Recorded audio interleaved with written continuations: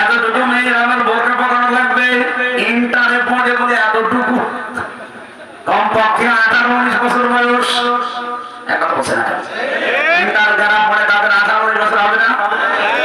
দুইটাই যেহেতু চৌকা মেয়ে, ওনারা বললাম দাদা আপনি এই কাজ করেন না, দেখেন একটা অঘটন ঘটে যাবে, দোয়া করো। এতটুকু মেয়েরা কি করবো, বড় হোক। আল্লাহ কয়েকদিন পরে যে শুনি দুইজন আল্লাহর রাস্তায় চলে গেছে, দুইটা মেয়ে দুইজনের হাত ধরে চলে গেছে।